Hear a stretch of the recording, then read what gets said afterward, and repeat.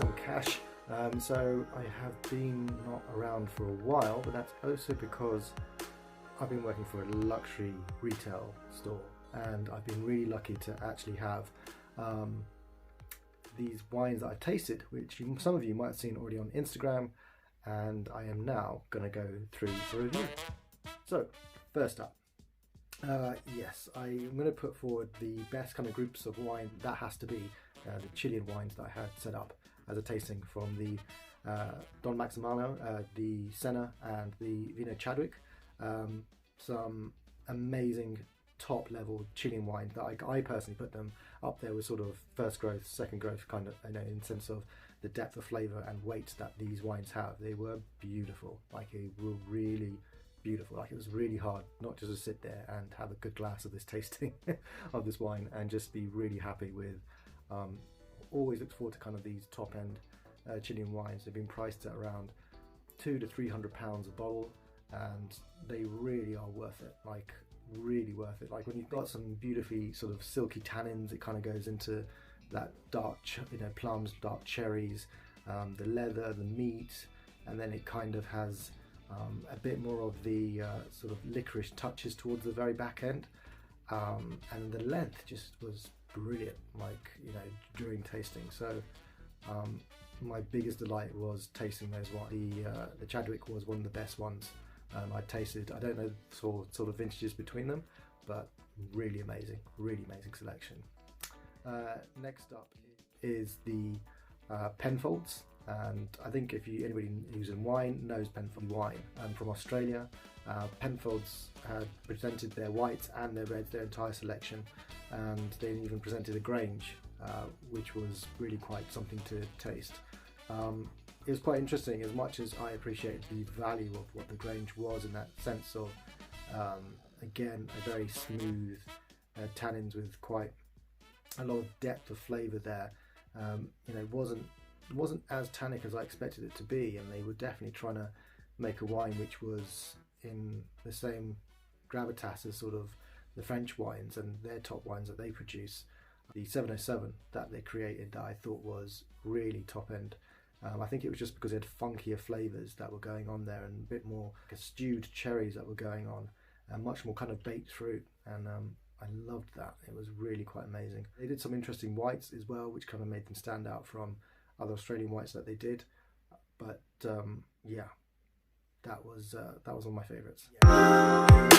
This is probably something that took me by surprise. I wasn't expecting to have a tasting of Krug, but we did, and they tried with us the tasting of the 167 Krug and 162. Now these particular ones were like different releases of the Krug NV that they produce, and it's kind of saying they're coming out at different stages, and to sort of give some delineation between the two, so you could understand why there's a difference between certain releases of the NVs. I don't know if you were going to notice it and if you hadn't got them side by side to taste them, but it was interesting that they're going down that route. But some of the other ones, which were the vintage ones, like the 2004, and even the I was lucky enough, even with the 1988 Krug, that was sublime. I mean, you've got to think of it as hardly any primary fruit flavours kind of coming through, and a lot more sort of autolysis and more toasty and biscuity notes pushing there. There's even that yeasty kind of touch to it at the back end. It then sort of just has a much more kind of what's the best way of putting it, like a creamier note just at the very end. It's not just kind of saying in the sense of like buttery, it's just a creamier note at the end, and yeah, it was really wonderful. It just allows it to kind of linger on for a really long time afterwards.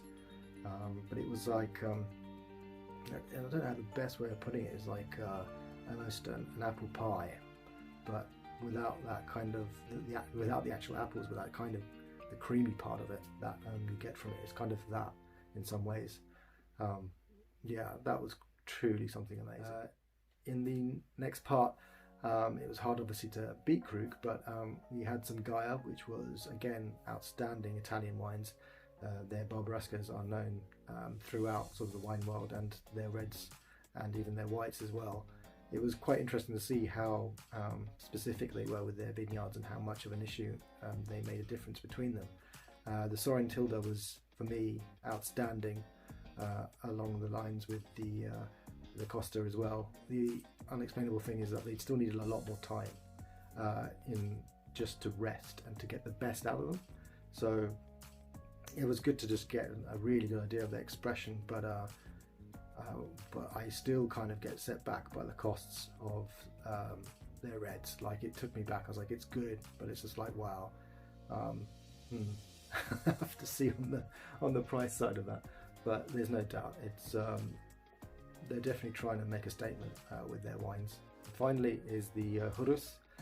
Quite interesting. They were just specifically for our store. Nobody else in the whole world has them. So they come from Napa.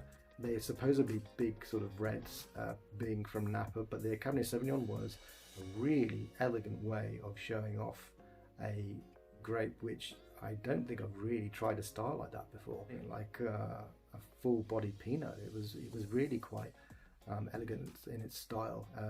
Sort of touches of red fruit with going into sort of black fruit flavors, and then it's still held its weight and structure, but it kind of again lingered on for a really long time. It's hard to put it down. Like, you know, you got essences of the oak there, but you got also some black plums, black cherries, cinnamon notes in there. Then there was the sort of gamey notes that they had in there as well. It kind of really bounced around with a lot of flavors in it, and to keep it such a, you know, so I'd like to say medium to minus medium bodied wine. I was quite surprised that they were able to do it coming from Napa. So it was definitely a style that I think people would definitely appreciate, and it was a big eye opener for me. Alright guys, well, I hope you like seeing that whole selection that I brought out. I will be back hopefully with more wine things. I will definitely try and come back with some more wine news as well, but I'll catch up with you guys soon. Obviously subscribe and like, get a chance to share it when you can.